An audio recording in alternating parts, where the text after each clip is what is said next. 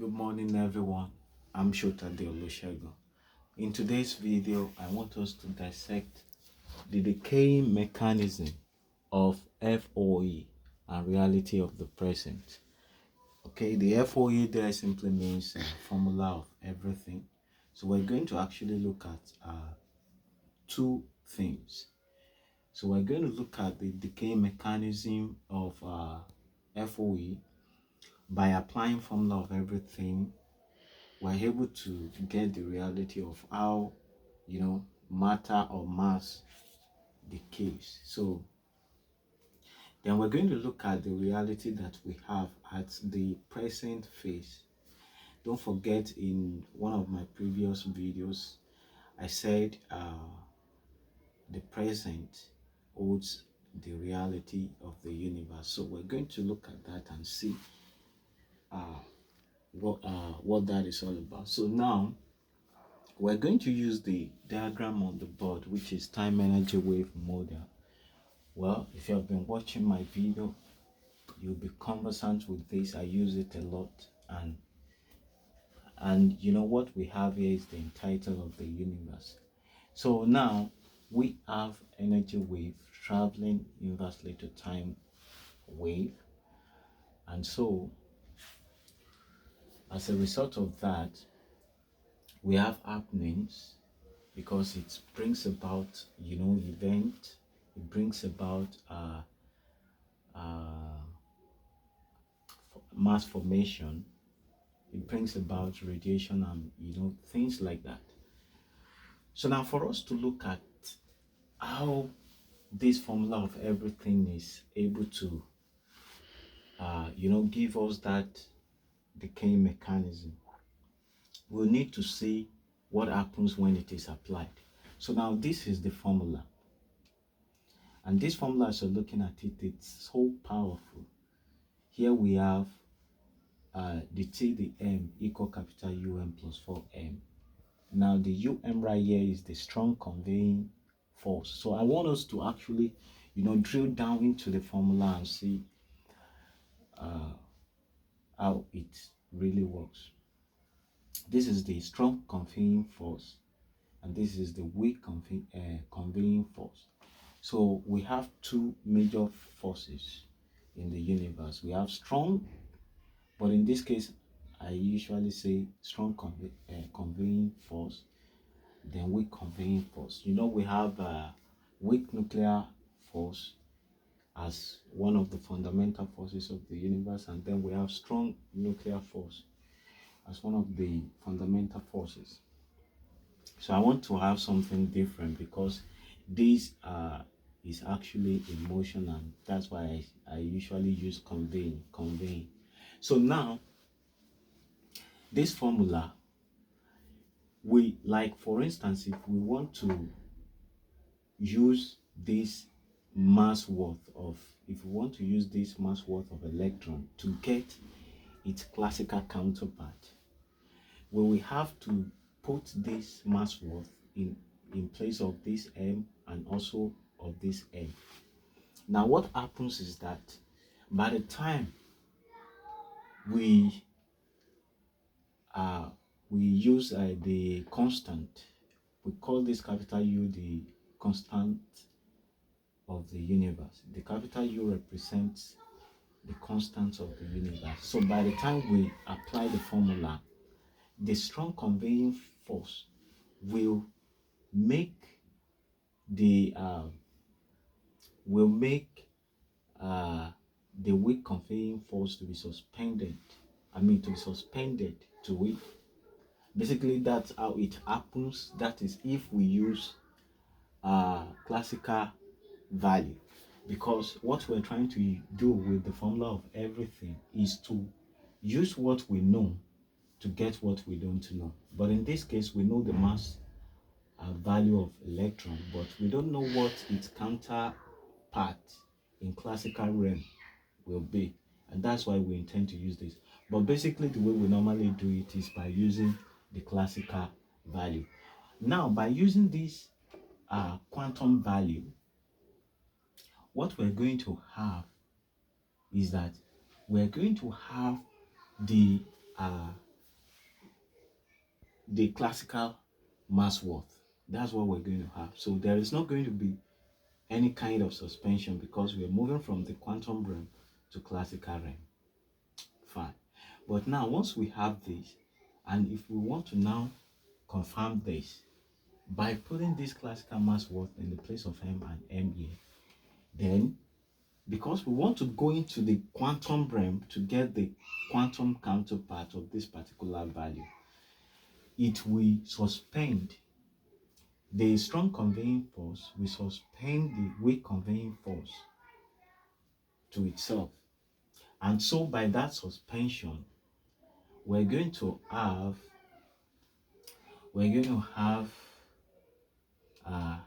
what we have as the wave amplitude right here. So that is going to be so if we say basically we can just say we have 100. So we know that the 100 will go to but in this case it's going to be classical what, it's not going to be minus 48, it will be 48. 5.7 times 10 raised power 48. So we're going to have the zero such that it will now suspend this, the value, which is the value we have. It will suspend that value and then it will continue. Now these zeros will be in the 32nd. It will be in the 32nd position. And so by having this, we now have to manually annihilate the 33rd worth of zeros to go into the quantum realm. This has to be done manually based on the fact that the time nature is asymmetric, and then this speed, we have the trajectory into the quantum realm in the speed of time. So we will need to travel far beyond a symmetric measure. So if it were to be symmetric, we can use a inverse square law, but we're not going to do that because it is not something that is symmetric. So by annihilating the zeros, we're going to have so by annihilating the zero, basically in standard form, we will later get this particular value, which is 9.109 times 10 raised power minus 32. Now what I want us to see here is that you can now see that by having this classical mass worth, for us to now reconfirm the electron mass worth, you can see that what we have is not, what we have doesn't tally with the actual mass worth of electron. Why? The reason is because there is suspension here. We have suspension at quantum realm and also suspension at classical realm. So for that trajectory to travel through the suspension, it's going to generate a lot of radiation, and there is going to be a loss of mass worth in the process. So now this formula is so powerful because it generates unique value anytime you run it. And now you can see that the worth that we have here, because it is a minus, we can see reduction in the worth. That means some part of the electron mass is being decayed or is being converted to it. So that is basically what we have. Now this formula is a kind of formula that feeds back on itself. So you can use, when you use an input and you generate an output, you can as well use the output to generate another output. So it's a kind of formula that feeds back on itself, and it's a very, very powerful formula. So now we can see that because the trajectory will travel beyond repulsive force that generates suspension at this edge, then there will be loss of mass worth, because radiation will be generated. So what that is telling us, we can see how that is actually decaying the mass worth. We can see how formula of everything in that process is decaying the mass worth. So now, by having this mass worth as another mass worth we have, well, basically we know this is actually realistic in the sense of nuclear fusion. So when deuterium and tritium, when they merge together, don't forget that when they're about to be merged, then there is going to be this huge repulsive force. The repulsive force is so intense at that point when they are so close to get merged. So they will need the necessary force and temperature to overcome that repulsive force. And once they are able to do that, what we have as a result will be an element of higher mass worth. And so basically, because we are in the past phase, don't forget that nuclear fusion is for this past phase. Basically, the higher mass worth will expand the time energy interaction. You understand? So what I'm trying to say is that it's going to be incremental in its own process. But now, once we reach this place, we have nuclear fission. And nuclear fission is what we want to talk about because that deals with decaying of mass. Now, all we need to get is to get the happenings at the present phase. So this central line is the present phase. This phase is the past phase, and this is the future phase. Once we get the happenings at the present phase, we then get the reality. So being here, we know that the trajectory will be going forward. Don't forget that the asymmetric nature of time gives time the power to flow forward all the time.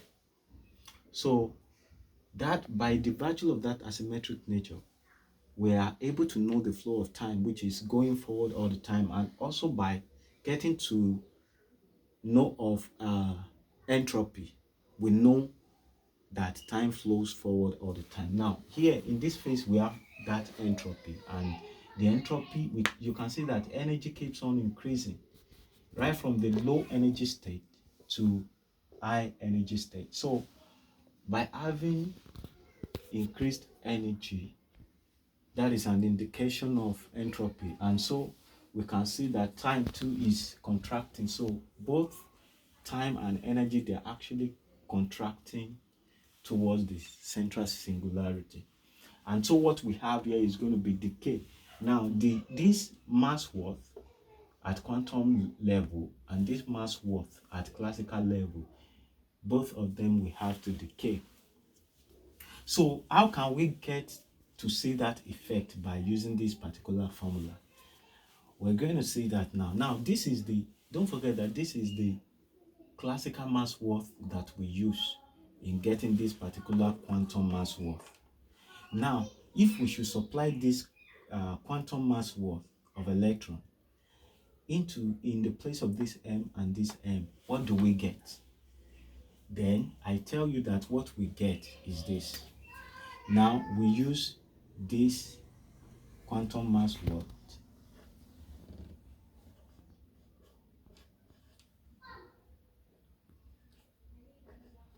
worth, and then we get the counterpart. The classical counterpart we're going to get will be 277 250,000 kilograms. Now you can see that the worth of 2 billion is being decayed by this process. Now about 2 billion kilograms is being decayed.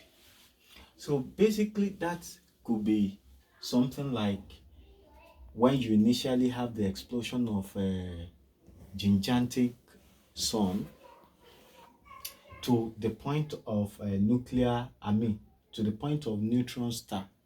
And you know that in that phase, you have repulsive force that is actually fighting against the compression. But because you have the force of time and energy crushing the neutron star, and for the fact that electron is being injected into the nucleus of the neutron star, then you know that we actually allow the nucleus to have more than the mass that it can hold, and that will also facilitate the decaying process. And once the contraction of time and energy are able to succeed in compressing further, such that the electron too inside the nucleus has aided the process by being unstable to further decay into the singularity of the black hole, then you know that will actually form the black hole in real sense. You understand? So basically, we can see that about 2 billion, in fact, it is 2 billion kilogram worth of mass worth that is being decayed if we use this particular quantum mass worth, then we get this. So we can see the decaying process by applying, and from what we have, we can even get to know the flow of time through this.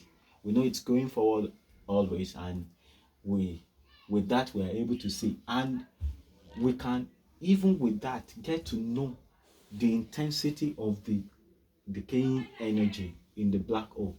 You can see that the intensity is going to be so vibrant, like it's going to be so huge, heavy and strong, for it to have decayed 2 billion kilogram worth of mass worth. So that is the decaying reality of applying this formula of everything. Then another thing we now want to look at is we want to get the reality at the present phase. Now the reality that we have at the present phase is that, first of all, we have uh, in this present phase we have combination of the past and the present at instant phase.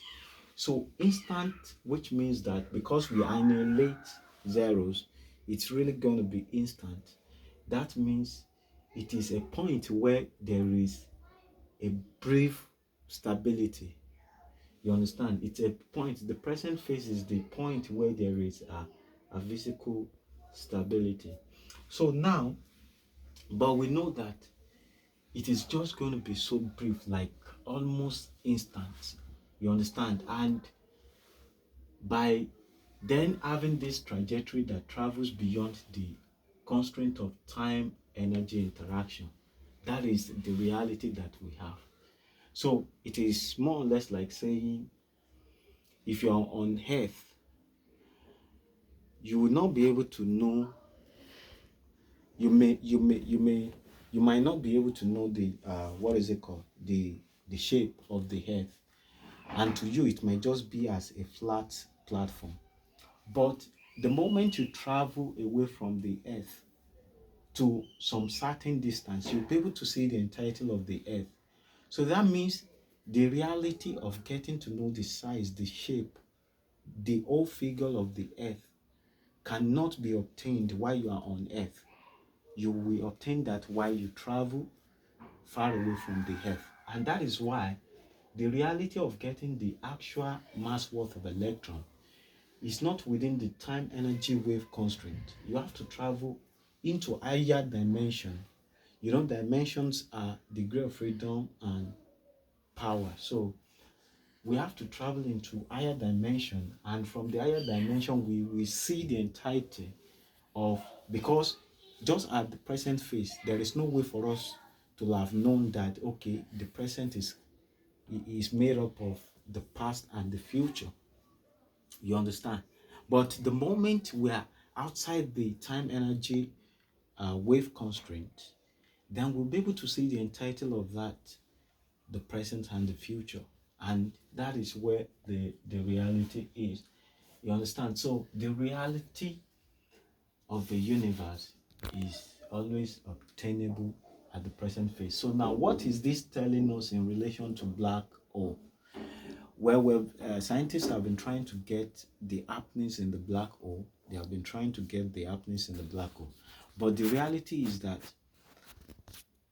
all the information we need will always be at the event arising. So event arising is going to be likened to the present phase as we have it in this diagram. And so once we get all the necessary information at the event arising, we can actually describe the happenings in the black hole. And now you see that we already have it, and then we can get, even here we know what the quantum gravity is already, because it's a constant contraction of time to energy. That is what your quantum gravity is. So that is that about it. And you have seen that this formula can as well give you the mechanism of decaying virtue. So that is it. So I believe this video is quite informative. If you like the video for real, don't hesitate to like by clicking the like button. Then um it's a novel discovery, so I'm going to put the link to my research publications in the description below. Don't forget to subscribe to this channel so as to be notified for the subsequent videos. And then more importantly, make sure you share the video. We want this novel discovery, we want it to spread as quick as possible, so that we can get to know, the advancement that we currently have in science world, to propel the science and technology further. Thank you. God bless you.